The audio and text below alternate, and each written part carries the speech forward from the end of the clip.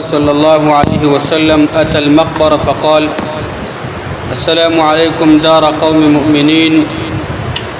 وإنا إن شاء الله بكم لاحقون وددت أننا قد رأينا إخواننا أو كما قال. کتاب ریاض صالحین یوصلو پنځاتم نمبر باب شروع. باب مبارد دی کی چی فضیلت د اوداسو غرواله د اوداسو. په دې باب کې شپږم نمبر حدیث دی. ابو هريره رضی الله عنه روایت دی دا وی چې یقینا رسول الله صلی الله علیه وسلم مقبره ته راغی. دریته مقبره مراد بقيع درده. دته الله پیغمبر صلی الله علیه وسلم راغه فقال ویلا: السلام علیکم دار قوم مؤمنین. سلام واچو مقبره والا باندې. سلامتی د الله دی په تاسو باندې. دار قوم مؤمنین د مؤمنانو د قوم هغه کور والا باندې. هغه مؤمنان چې هغه وفات شوی دي د موږ نمخ کې. وإنا إن شاء الله بكم لاحقون. او یقینا مونږ چې د الله کله خوښ شي مونږ او تاسو بس درواني او تاسو بس په وستي چې کله مونږ خپل نیټه مقرر راورسیږي.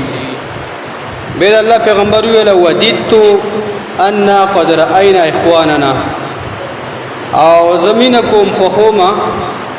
یقینا چې ما خپل رونه لیدلې وي. دا زما خوخه د الله پیغمبر تمنا وکړه. زدا خوخه چې یقینا ما خپل رونه اغلی درې وي ارمانو کو د الله پیغمبر. قالوا صحابه کرام وتویل: اولسنا اخوانك يا رسول الله. ایا مستارونه نه د الله پیغمبر مستارونه نه؟ قال د الله پیغمبر وتویل: انتم اصحابي. تاسو زما دوستان ملګری یاستئ. و اخواننا الذين لم ياتوا بعدو. او زمارونه او زمونږونه هغه کسان دي چې تر اوسه هغه نه دي راغلي. یو صحابي دي. نو دلته صحابین مراد هغه څوک مراد چې الله پیغمبر صلی الله علیه وسلم یې دی ایمان ور باندې راوړ په ایمان کې ور باندې هغه مرګ راغلی وي. یو ورور دی. ورور نه مراد د نبی صلی الله علیه وسلم هغه کسان مراد دي چې هغه اسلامي او دینی هغه رونه دي چې هغه رسول د الله پیغمبر صلی الله علیه وسلم باندې ایمان نه وړي او د الله پیغمبر نه ویل. قالوا صحابه کرام ویل: كيف تعرف من لم يات بعد من امتك يا رسول الله. اذا الله پیغمبر سرنګ ته پیژنې هغه څوک چې تر اوسه پورې نه دي راغلي ستاسو امت نه. هغه څنګه ته پیژنې؟ اخر به څنګه پیژنې چې زما امتین دي؟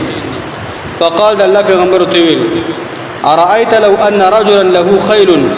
غر محجله. د الله پیغمبر ته مثال ذکر کو. ارايت لو ان رجلا له خيل غر محجله. تاسو آیت خبري په دې خبره باندې چې یقینا دی یو سړی د پاره وخانی او غر محجله اسونه یو سړی د پاره دسی وا سوره چې غر محجله داسې اسونه چې دغه شان د مخونه سپینی او لاندې د خپې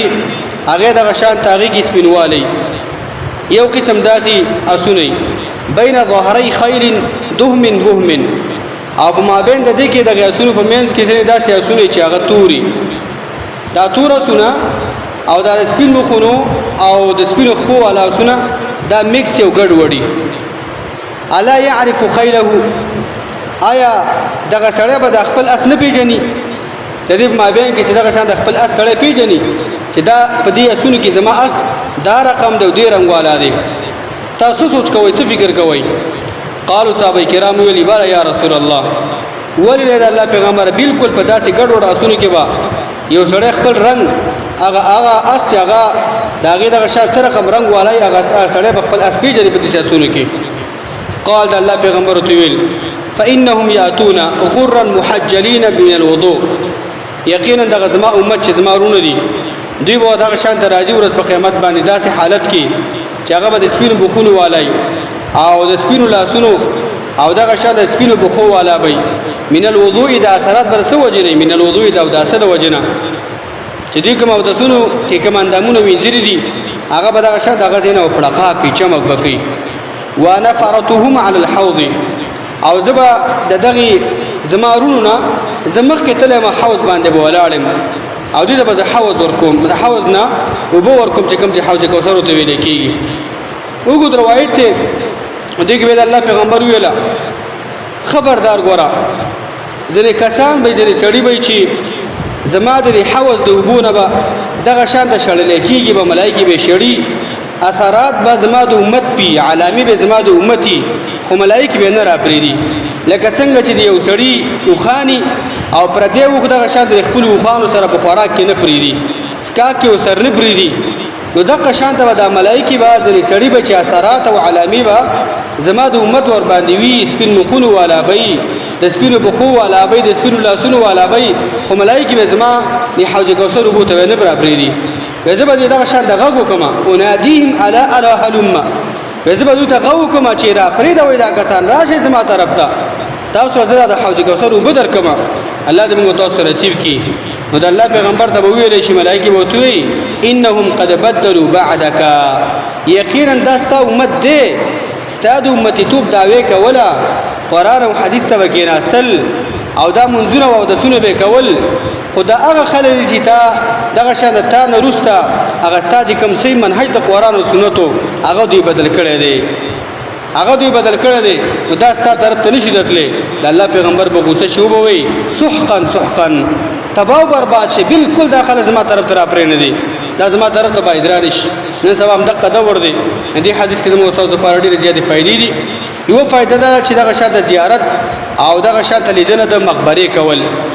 او څو به ویل کېږي کله چې یو انسان مقبره ته لاړ شي چې دا دعا به ویل کېږي چې السلام علیکم دار قوم مؤمنین وإنا ان شاء الله بكم لاحقون دا دعا به موږ مسلمان وي دویم دا چې د الله پیغمبر صلی الله علیه وسلم مینه ته وګوره چې خپل امت سره څومره مینه ده د خپل تابعداران سره څومره مینه ده او د الله پیغمبر صلی الله علیه وسلم د زړه شوق څومره دی د خپل تابعداران لیدلو ته هغه ټیم کې ویل چې زه دا خو کوم چې ما خبرونه لیدلې وي او زما نظر په هغه باندې لګېدلې وي الله زموږ سعودي دار سره په جنت فردوس کې وکي او بل فائدہ به کېدار چې فضیلت دا وداسه مومن مسلمان به ډیر زیات احتیاط وکي او ډیر زیات دغه شان د مینه دې سره وکي چې هر ټیم د پوداسه باندې ګرځي ځکه او داس دا مهمه ذریعہ د ګناهونو د معاف کېدلو ده پرون مونږ ویلا او درجو د چتېدلو ده او سروم دا چې دغه شان ته په دې حدیث کې بدلو سزا دا غا چا ذکر شو چې د الله دین نه انحراف کوي د الله د دین هغه ګرځي دعوت الله د پیغمبر د امتی توب کوي دعوت دې کوي چې زه عالم زه د الله د پیغمبر امتی ما او چې زمون ته وګوري عمل ته وګوري الله د پیغمبر د حدیث خلاف کوي مقابله کوي دا چې طریقه من عبادت کې چې د الله د پیغمبر په نقشه کې هغه موجود نه دي خلکو ته دا ویره ده ګوره حوض کوثر وګوره به تاسو الله تعالی منع کوي جمعه جوړل د حدیث مقابله به کېږي دغه شانته هغه دغه شانته عالم هغه ډیګري اخیسته ده خو د حدیث مقابله کوي ځکه چې دغه په عبادتو کې دغه په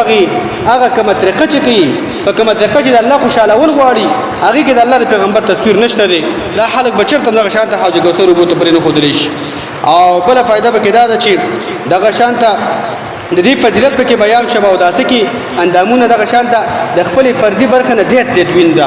او به کومه مصرف وا خدا سره خپل الله ته ور دغه شانته هغه ورته روا دغه شانته لاسونو کې څنګه نه خواته ریګا د پوګه د ګیټ کو نه بر راو جديګ نشف او نه مې هغه پونډې پر دغه شانته الله سره سوا مخ چې کله انځ دغه شانته لاندې زیاته دی غړې ته دغه شانته خپل الله سره سوا د ټول اندامونه چې څومره تخپل هغه اندامونه وینځ څومره برخه هغه ورستاس پنواله هغه به دغه شان دستاغه چمک دغه هغه برسیږي هغه به زیاتېږي بل فائدہ به کېدار چې دام جایز ده او دام عبادت ته چې وسړې د نیک عمل خلکو هغه دریدلو او د دیدار دغه تمنا کوي او چې د دیندار خلک راځي خصوصا موږ د دور کې علما راځي بیانات کوي یو ځای تراشي توحید ولا علما هغه بل ځای تراشي نو دغه شاده تمنام کوا کچر د فرصت ته نو او کچر دغه شاده مقدم مساعد نو ورتلینو شي تمنا خوګه کنه چیرې کاش کې سي مقام سره وي مریض نه وي یا مقوي او ځل عالم بیان ته ورغلې وي یعنی د نیک عمل خلکو لیدلو ملاقات کا دغه تمنا کول څنګه د الله پیغمبر کړی ده کنه او بل فائدہ به کېدار چې دی منی مومن مسلمان باید عقیده ولري چې د الله پیغمبر صلی الله علیه وسلم په علم غیب باندې نه پوهیدو هغه څه باندې پوهیدو چې د کوم شي خبر د رب العالمین د خوانه هغه ورکول کېدو پاغي باندې پوهیدو او په نور په دې څه باندې نه پوهیدو چې دروازه نه خو به څو دې ته خبر نه ملا شو وحی سره الله پیغمبر صلی الله علیه وسلم په علم غیب باندې دا پوهیدو الله دې به خبر مو تاسو موږ توفیق راکړي وصلی الله علی نبینا محمد